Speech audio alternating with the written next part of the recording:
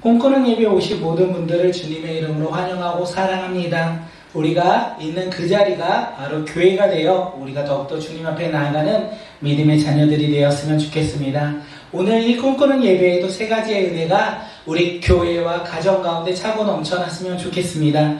첫째는 하나님의 영광이 이 예배 가운데 가득 임하였으면 좋겠고, 두 번째는 유일한 구원자 예수 그리스도의 이름만을 고백하는 시간이 되었으면 좋겠고, 마지막은 주님이 약속하신 성령님이 우리 각자에게 불같이 임하여 성령 충만함을 받는 귀한 예배자들이 모두 다 되었으면 좋겠습니다. 이 세 가지의 은혜가 우리 꿈꾸는 교회와 우리 사랑하는 성도님들 가정 가운데 차고 넘쳐나는 놀라운 시간이 되었으면 좋겠습니다.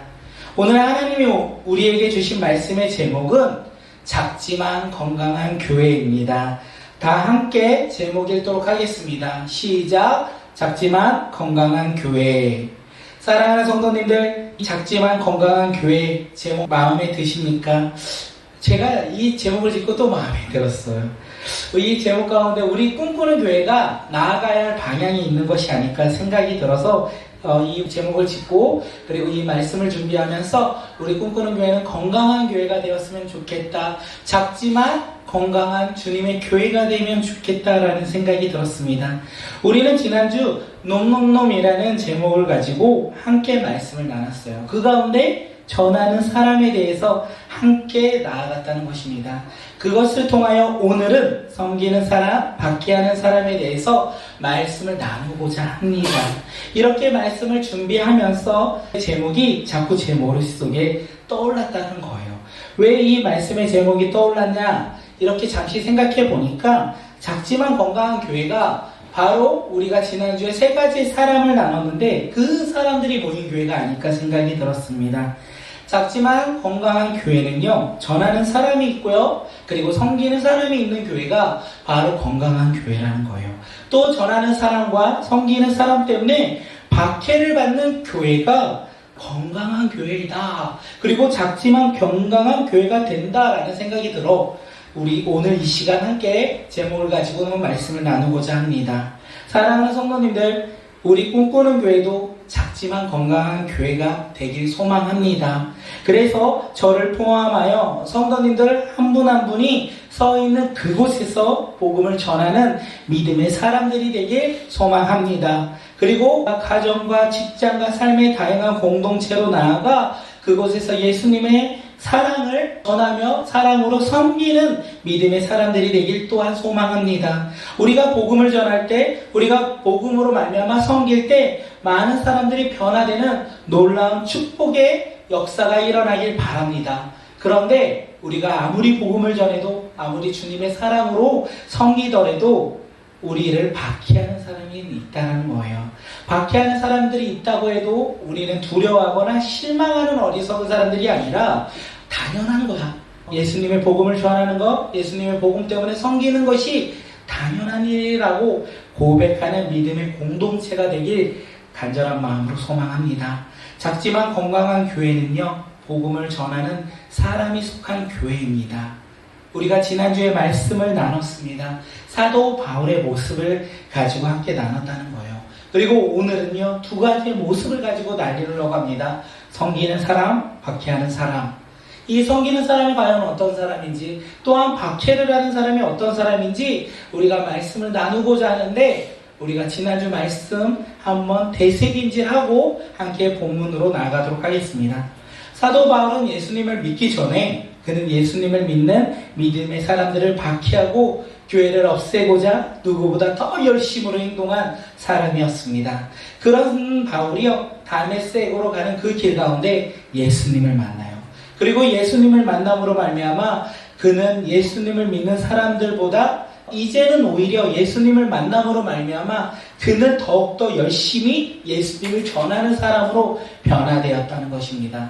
그가 왜 예수님을 만나서 이렇게 변화되었을까요? 자신의 삶의 가치관이 바뀌었다라고 우리는 얘기합니다. 바울의 삶의 기준이 바뀌었다라고 얘기합니다. 그런데 자신 스스로가 바뀐 게 아니라는 거예요. 그가 바뀐 이유는요, 예수님을 만났기 때문에 그렇습니다. 자신의 삶의 가치관과 기준이 자기 때문에 바뀐 것이 아니라 예수님을 만났기 때문에 그가 변화되었다는 것입니다. 또한 사도 바울은요, 예수님을 만남으로 인하여 그동안 그의 사명, 유대인으로서 유대교를 지키는 그 사명에서 이제는 벗어나 하나님이 자신에게 맡겨주신 사명을 감당하는 사람이 되었다는 것입니다. 하나님이 그에게 주신 사명이 무엇입니까? 이방 사람과 이방 임금들에게 복음을 전하는 사명, 이것을 깨달았고 순종하여 이제는 그 누구보다도 이방인의 사도로서 복음을 담대히 전하는 사람이 되었다는 것입니다. 작지만 건강한 교회는 복음을 전하는 교회입니다. 또한 복음을 전하는 성도가 있는 교회이기도 합니다. 복음을 전하는 교회는요, 세상의 가치관과 세상의 기준으로 복음을 전하는 것이 아니라 하나님이 주신 사명에 따라 순종함으로 복음을 전하는 교회가 바로 작지만 건강한 교회가 아닐까 생각합니다. 우리 꿈꾸는 교회 가운데 사명이 무엇인지 아십니까? 우리 꿈꾸는 교회 가운데 주님께서 주신 사명, 우리가 항상 공동체 고백 때 우리가 읽어요. 우리의 꿈꾸는 교회 사명이 무엇이냐면 예수 그리스도의 꿈을 가지고 500비전을 이루어가는 것, 이것이 바로 우리 꿈꾸는 교회의 사명이라는 것입니다. 그런데 어쩌다 보니까 저도 모르게 예수님의 꿈의 중심을 가지고 있는 것이 아니라 500비전에 대해서 중심을 두고 이것이 우리의 사명이다, 우리가 이것을 이루어가야 된다 라고 생각이 들었어요. 그런데 중요한 것은 500비전이 아니라 그 앞에 있는 예수 그리스도의 꿈이라는 거예요. 그 꿈 때문에 우리는 500비전을 이루어가는 공동체라는 것입니다. 예수 그리스도의 꿈, 우리 꿈꾸는 교회 가운데 주님께서 예비하신 이 꿈이 무엇인지 아십니까? 그것이 바로 우리 꿈꾸는 교회의 비전이라는 거예요. 믿음으로 모이는 교회, 감사함으로 흩어지는 교회, 사랑으로 나누는 교회, 이것이 바로 예수님이 우리 꿈꾸는 교회를 향한 바로 꿈이 아닐까 생각을 합니다.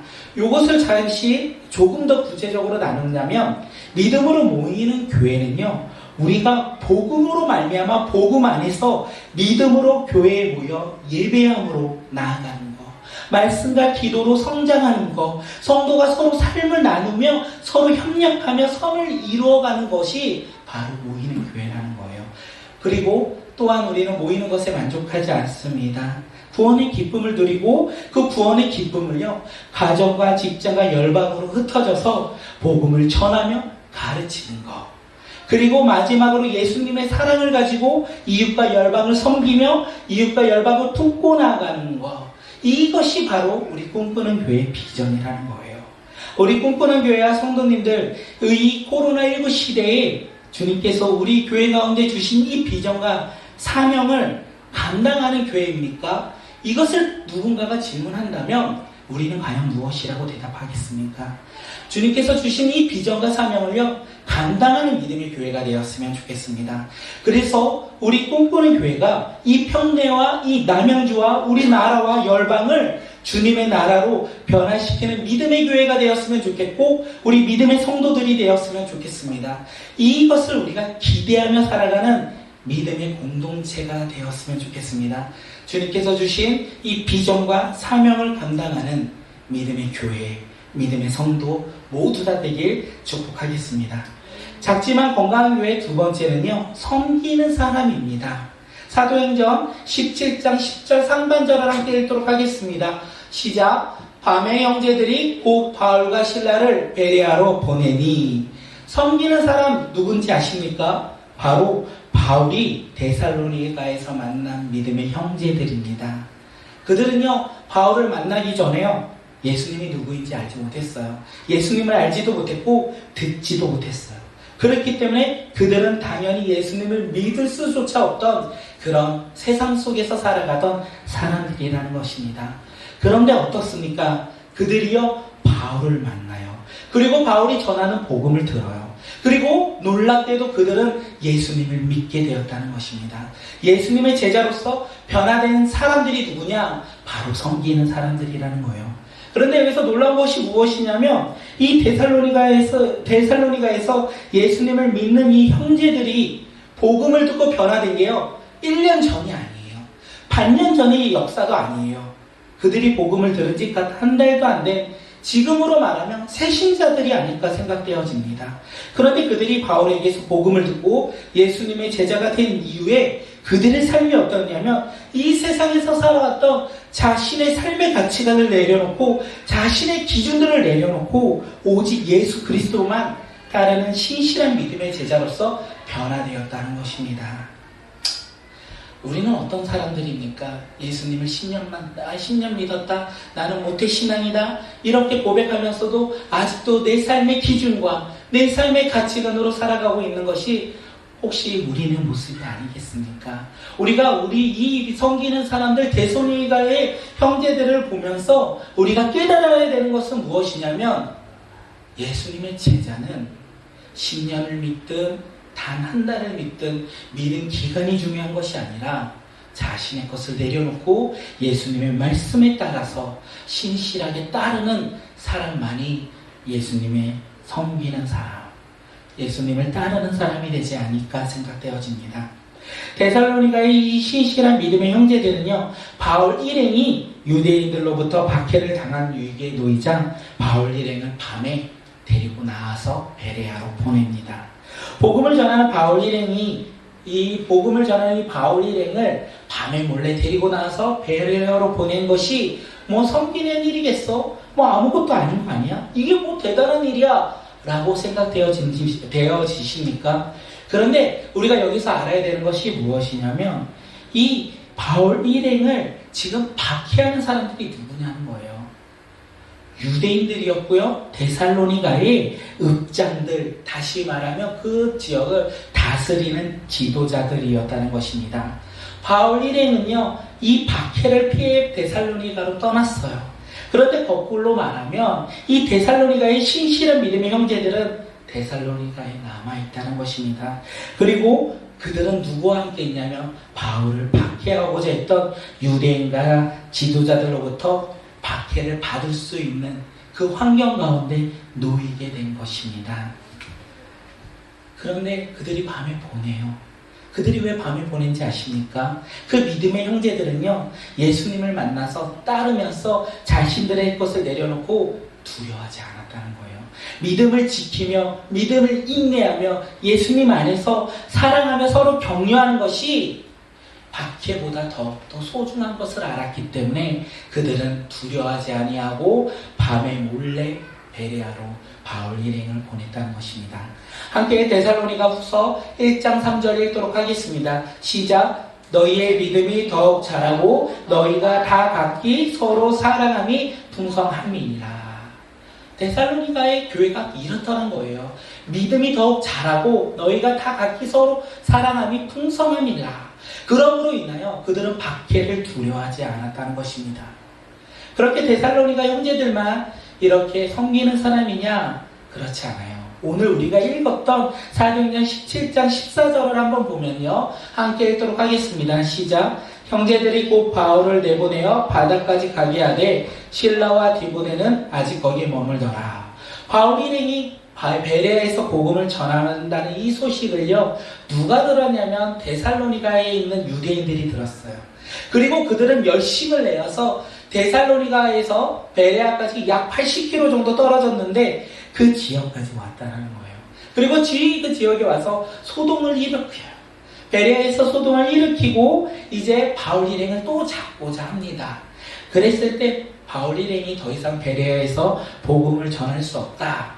그리고 오히려 복음을 전하는 것뿐만 아니라 머물 수조차 없는 상황 가운데 놓이게 되었을 때 바울 일행에게 복음을 들었던 예수님을 믿는 믿음의 신실한 제자들이요, 그를 또 데리고 갑니다. 그리고 바다까지 함께 가요. 그리고 바다까지 간 게 아니라 15장을 보면요, 아덴까지 데리고 갔더라 라고 되어 있습니다. 사랑하는 성도님들, 섬기는 사람이 누군지 아십니까? 복음을 듣고요, 변화된 믿음의 사람들을 가리켜 우리는 섬기는 사람이다 라고 얘기합니다. 사도 바울이 이렇게 데살로니가에서 그리고 베레아에서 아니 수많은 선교지에서 복음을 전할 때 복음을 듣고 예수님을 믿은 수많은 제자들을 가리켜 무엇이라고 얘기하냐면 섬기는 사람들, 이렇게 얘기한다는 것입니다. 그들은요, 복음을 전하는 이 바울과 함께 힘이 들 때 서로 힘이 되어주고 아플 때는요 서로 위로하며 격려하는 믿음의 동역자로서 함께 나아갔다는 것입니다. 바울은 로마서를 가르쳐 이렇게 믿음으로 나아가는 동역자들 모든 것을 협력하여 선을 이룬다라고 얘기해요. 함께 로마서 8장 28절 읽도록 하겠습니다. 시작. 우리가 알거니와 하나님을 사랑하는 자 곧 그의 뜻대로 부르심을 입은 자들에게는 모든 것을 협력하여 선을 이루니라. 사랑하는 동역자들은요 하나님의 부르심 안에서 부름받은 자들이라는 것입니다. 그리고 그들은요 하나만 협력하는 것이 아니라 모든 것을 협력하여 선을 이룬다, 이렇게 바울이 고백하고 있습니다. 사랑하는 성도님들, 우리는 하나님의 뜻대로 꿈꾸는 교회로 부름받은 믿음의 사람이라는 것을 믿으십니까? 우리가 이것을 믿었으면 좋겠어요. 우리가 이것을 믿고 나아가는 우리 꿈꾸는 교회와 우리 공동체가 되었으면 좋겠습니다. 옆 사람이 혹시 이런 마음이 없을까봐 축복하는 시간을 한번 가지려고 해요. 우리 한번 인사하도록 하겠습니다. 당신은 꿈꾸는 교회로 부름받은 믿음의 동역자입니다. 시작. 당신은 꿈꾸는 교회로 부름받은 믿음의 동역자입니다. 아멘. 우리가 이걸 믿으며 나가는 우리 꿈꾸는 교회가 되었으면 좋겠습니다.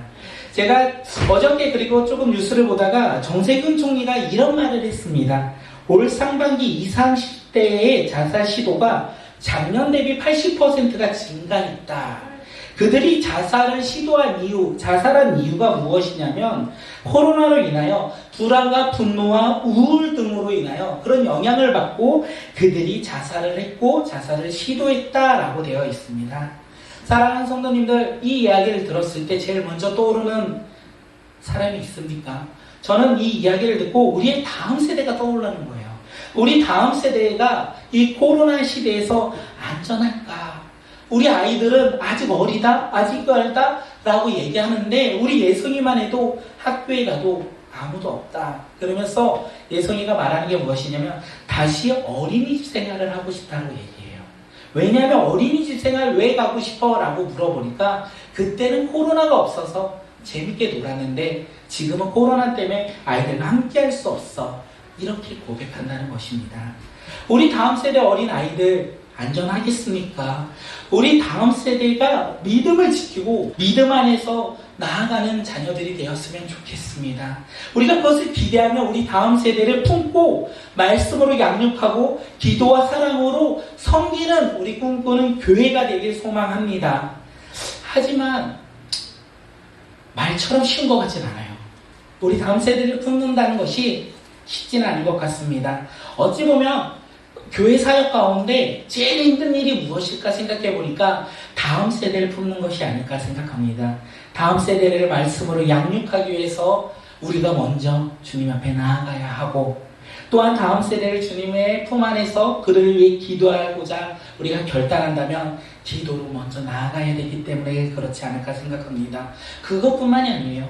우리 다음 세대의 아이들이요 어디로 튈지 모르는 럭비공 같은 아이들이 아닐까 생각합니다. 이런 럭비공 같은 아이들을 품고 우리가 사랑하고자 우리가 그를 섬길 때 우리는 인내해야 되기 때문에 어렵지 않을까 생각합니다. 럭비공 같은 우리 다음 세대를 더욱더 품고 나아갈 때 우리가 화를 내지 않기 위해서 우리의 허벅지를 찌르는 것이 바로 다음 세대를 품는 교사들이 아닐까 생각합니다. 그런데 우리 다음 세대를 품을 때 더 힘든 게 무엇이냐면 생각해보니까 우리의 시간을 내려놔야 된다는 거예요. 다음 세대를 품고자 우리가 결단한다면 무엇이 힘들지? 이런 행위들이 힘들까라고 생각해왔는데 그거보다 더 힘든 게 우리의 시간을 내려놓아야 된다는 거예요. 그리고 우리의 재정을 내려놔야 된다는 거예요. 우리가 다음 세대를 품을 때 우리가 내려놓을 것이 한두 개가 아닐 수 있겠다. 그래서 그것이 힘들 수 있겠다라는 생각이 들었습니다. 그런데 오늘 말씀을 보아하니까 데살로니가 형제들이요 믿음 안에서 하나 되었어요. 그리고 그들은 사랑이 충만했다라고 되어 있습니다. 그들이 하나 될 수 있는 것, 사랑이 충만해진 것, 그 이유가 무엇인지 압니까? 복음 안에 있었기 때문에, 그리고 섬겼기 때문에 그렇게 그들은 하나 되었고 사랑이 차고 넘쳐나지 않았을까 생각이 되어집니다. 그 섬김으로 인하여 그들은 자신들의 힘듦과 박해를 알았지만 그들은 두려워하지 않고 믿음으로 나아갔다는 것을 볼 수 있었습니다. 사랑하는 성도님들, 코로나19 시대를 점점 우리가 삶으로 순종하며 살아가고 있습니다. 그런데 우리가 이 시대를 살아갈 때 우리 다음 세대들은 어찌 보면 말씀과는 점점 멀어지는 삶을 살아가고 있는 것이 아닐까 걱정되어집니다. 기도의 끈이 끊어지고 있는 것이 아닐까 걱정이 되어집니다. 우리 아이들을 품을 다음 세대에 섬기는 선생님들을 생각합니다.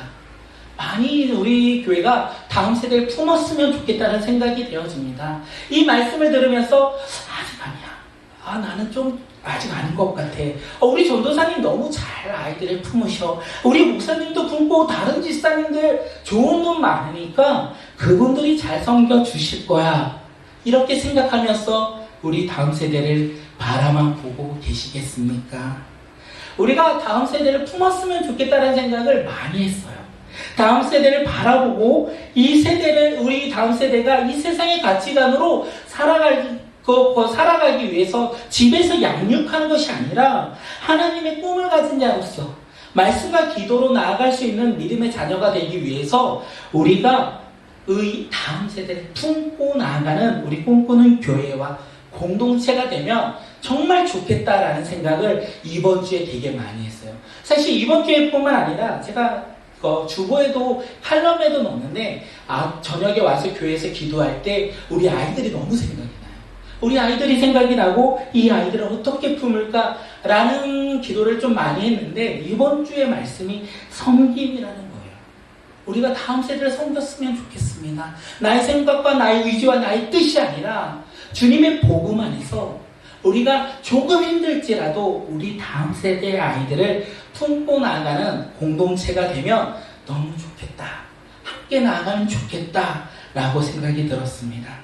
그러면서 제가 하나 결단했던 게 있어요. 뭐를 결단했냐면 개척을 할 때 제가 옛날에 교회 다닐 때 교사 좀 해봐요 이런 말이 너무 듣기가 안 좋아서 제가 교회 개척을 할 때 다음 세대를 품는 우리 교사를 뽑을 때는 한 분 한 분 찾아가지 않아야지. 그냥 섬기고자 결단한 사람들만 섬겼으면 좋겠다. 그래서 찾아가지 않아야지. 부탁하지 않아야지. 요청하지 않아야지. 제가 이렇게 결단했었어요. 그런데 요즘에 생각이 많이 변하고 있어요. 다음 세대를 위해서라면 한 분 한 분 찾아가서 부탁하면 어때? 우리 아이들 품고 말씀으로 양육할 선생님이라면 찾아가서 부탁하고 그가 들어준다면 얼마나 좋겠어. 우리 아이들을 품는 사람이라면 부탁하고 요청하고 한번 그게 어때서 이렇게 생각이 변한다는 거예요.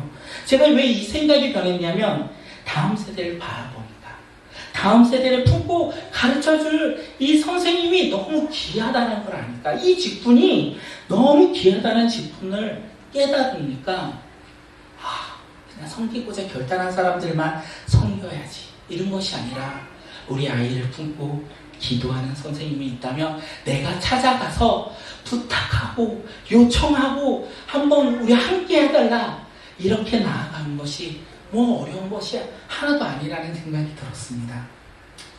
사랑하는 성도님들, 저는 우리 꿈꾸는 교회와 우리 꿈꾸는 교회 그리고 꿈꾸 다음 세대를 품고 섬겨주실 교사를 기다리고 있어요.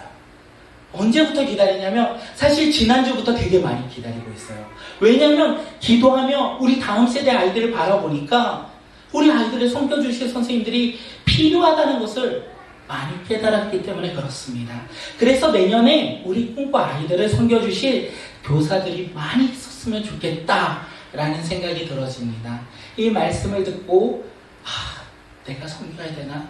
그런 마음이 든다면 한 달간 믿음으로 기도했으면 좋겠어요. 한 달간 믿음으로 기도하시고요. 우리가 순종함으로 주님 앞에 나아갔으면 좋겠습니다. 한 달간 기도하시고 저희가 10월 말에 다음 세대를 품고 내년 선생님들을 모집하고자 합니다. 신청을 받고자 합니다. 그때 우리 성도님들이 다 신청해 주셨으면 좋겠어요. 좋겠어요. 다 신청해 주셔서 우리 주일 예배 때 자리를 비더라도 우리 아이들과 함께 예배 드리는 것이 바로 기쁨이 아닐까 생각되어집니다. 데살로니가 형제들처럼 베레아 형제들처럼 하나님의 뜻대로 부르심을 입은 우리 꿈꾸는 교회 성도들이 모든 것을 협력하여 선을 이루어가는, 다음 세대를 품고 다음 세대를 위하여 선을 이루어가는 우리 꿈꾸는 교회가 되었으면 좋겠습니다. 그래서 스스로 결단하기가 조금 어려울 수도 있겠다 생각이 들어요. 그래서 옆사람, 아니 스스로를 한번 축복했으면 좋겠습니다. 뭐라고 축복하냐면, 그래, 내가 바로 섬기는 사람이야. 내가 바로 섬기는 사람이지. 우리 이 시간 함께 내가 바로 섬기는 사람이라고 스스로 결단하며 축복하겠습니다. 시작. 내가 바로 섬기는 사람입니다. 네, 우리가 바로 섬기는 사람들이 모두 다 되었으면 좋겠습니다. 마지막으로 박해하는 사람에 대해서 함께 말씀 나누도록 하겠습니다. 사도 바울이 복음을 전할 때요, 많은 사람들이 복음을 듣고 변화되었어요. 섬기는 사람들도 되었다는 것입니다. 그와 반대로요, 많은 사람들이 복음을 들어도 변하지 않았어요. 오히려 복음을 전하는 이 사도 바울을 향하여 시기했고요, 질투했고요, 그 시기와 질투로 말미암아 박해했다는 거예요. 더 이상 복음을 전하지 못하도록 그들을 박해했다는 것입니다. 사도 바울이 이 베레아에서 복음을 전할 때 누가 찾아옵니까? 많은 사람들이 복음을 듣고 변화된 것을 알았어요. 이 소식을요, 데살로니가에 있는 유대인들이 들었어요. 그리고 그들은 80km나 아까도 말씀드렸지만 떨어져 있는 이 베레아까지 쫓아와서 소동을 일으키고 바울이 복음을 전하지 못하게 했고, 그리고 바울을 잡아 그를 죽이고자 했다는 것입니다. 사도 바울도 그런 사람이었어요. 사도 바울이 이런 사람이 아니라 사도 바울도 예수님을 만나기 전에요, 데살로니가 유대인들처럼 유대교회에 열심도 있었고요, 그리고 예수님을 믿는 믿음의 사람들을 박해하고자 했었고, 사람들을 잡아서 감옥에 가두고자 했어요. 예루살렘에서만 그랬던 것이 아니라 그도 저희 이방 지역인 멀리 떨어져 있던 이 다메섹까지 와서 예수님을 믿는 믿음의 사람들을 잡고자 했다는 것입니다. 어디 이들뿐이겠습니까? 사도 바울이 1차 선교 여행 가운데 루스드리아 이 지역에서 복음을 전할 때요, 비시디아 안디오 이고디온에서 유대인들이 바울의 복음을 들었지만 믿지 않았던 그들은요, 멀리 떨어져 있던 루스드리아 지역까지 쫓아와서 바울을 잡고자 했고 박해하고자 했다는 것입니다. 사랑하는 성도님들, 박해하는 사람이 누군지 아십니까? 그들은요, 믿음의 사람들이 전하는 복음을 들었지만 믿지 않는 사람들, 그들이 바로 박해하는 사람들이라는 것입니다. 그들이 왜 복음을 들어도 믿지 않았습니까? 이유는 너무 간단해요. 자신들은 하나님의 선택받은 백성으로서 하나님이 주신 이 율법을 지켜야 해. 이 율법에만 구원이 있어. 그래서 나는 이 삶 가운데 율법을 최우선으로 두고자 결단했던 유대인들이라는 것입니다. 그들은 율법을 지킬 때만 구원받을 수 있다, 이렇게 생각했어요. 그리고 그 율법을 지키기 위해서 안식일에는요, 그 어떤 일을 하면 안 된다 해서 그들은 안식일에 아무것도 하지 않았다는 것입니다. 이렇게 철저하게 율법을 지킴으로 말미암아 그들의 행위로 말미암아 그들은 구원받는다라고 생각했었습니다. 그런데 바울이요, 율법을 지키면서 구원받을 수 없다라고 복음을 전했다는 거예요. 율법의 행위로는요, 절대 구원받을 수 없다고 전했고 가르쳤다는 것입니다. 바울은 이 세상 그 누구도 하나님의 율법으로는 구원받을 수 없다. 그래서 하나님께 의롭다 인정받는 사람이 단 한 명도 없다고 가르쳤다는 거예요. 바울이 전하는 이 복음의 소식, 예수 그리스도만이 십자가에 고난받고 죽으시고 부활을 믿을 때만 하나님으로부터 의롭다 거저 얻었다라는 이 복음의 진리를 들었을 때 그들은 믿지 않았고, 그들은 거꾸로 그들을 박해했다는 거예요. 왜냐하면 자신들이 그토록 삶에서 중요하게 생각했던 이 율법을 모독하고 잘못된 잘못된 이 구원의 교리를 전하고 있는 사람들이라 생각했기 때문에 그렇습니다. 그래서 그들은 더 이상 바울이 이렇게 잘못된 것을 전하지 못하고자 박해했던 거예요. 그리고 그를 잡아서 죽이는 것이 하나님께 영광 돌리는 삶이다 라고 생각되었다는 것입니다. 그래서 그들은 그 누구보다 열심을 내어서 어디든 바울이 가서 복음을 전하면 그곳을 따라가서 더 이상 복음을 전하지 못하게 소동을 일으켰고 바울을 잡고자 했다는 것입니다. 사랑하는 성도님들, 오늘 우리는 어디에 관심을 두고 사십니까? 또한 우리는 무엇을 열심을 내며 살아가고 있습니까? 유대인들은요, 자신들이 지켜야 하는 율법에 관심을 두었고 열심으로 삶을 살았다는 거예요. 그런데 그들은 하나님의 뜻에는 관심이 없고 그들이 만들었던 이 율법에만 관심을 가지고 살았던 어리석은 사람이라고 우리는 고백합니다. 우리는 이 모든 것을 말씀 가운데 들었습니다. 그리고 우리는 이 세대를 살아가고 있습니다. 21세기를 살아가는 우리에게 있어서 우리는 복음의 소식을 듣고 어떻게 반응하십니까? 복음을 들었지만 관심 없는 건 아닙니까? 복음을 들었지만 알고는 있지만 깨닫긴 했지만 나의 삶에 적용하는 것은 먼 일이야. 나는 그렇게 살아갈 수 있는 사람이 아니야. 난 너무 연약한 사람이야. 그러면서 우리는 복음을 멀리하며 살아가고 있는 것은 아닙니까? 우리 가운데 무엇이 있겠습니까? 나에게 필요한 거, 내가 지키고자 하는 거, 내가 원하는 거, 이 세상의 물질과 이 세상의 명예와 이 세상의 자랑에만 관심을 두고 있는 것은 아닙니까? 그리고 더 놀라운 것은 이 세상의 기준을 내려놔도 자기 스스로 내가 중심이 되어서 나에게 관심을 두고 살아가는 것이 바로 우리의 현실이 아닐까 생각되어집니다. 사랑하는 성도님들, 건강한 교회는요, 하나님 말씀에 관심이 있어야 합니다. 하나님의 뜻에 관심이 있어야 된다는 거예요. 그것이 비록 힘들고 어려울지라도 우리는 그것을 바라보며 살아가는 믿음의 자녀들이 되었으면 좋겠습니다. 이 세상의 관심이요, 이 세상의 명예요, 이 세상의 즐거움이요, 이 세상을 살아가는 내 자신이요, 그것에 관심을 두고 살아간다면 박해하는 사람과 무엇이 다르겠습니까? 나는 아니야. 나는 예수님을 믿으며 살아가. 나는 박해하는 사람이 아니라 나는 박해를 받는 사람이야 라고 생각되어지지만 우리의 삶은, 우리의 신앙은 과연 박해하는 사람인지 박해를 받는 사람인지 돌아보며 우리가 깨닫는 시간들이 되었으면 좋겠습니다. 건강한 교회, 작지만 건강한 교회가 우리 꿈꾸는 교회가 되었으면 좋겠습니다.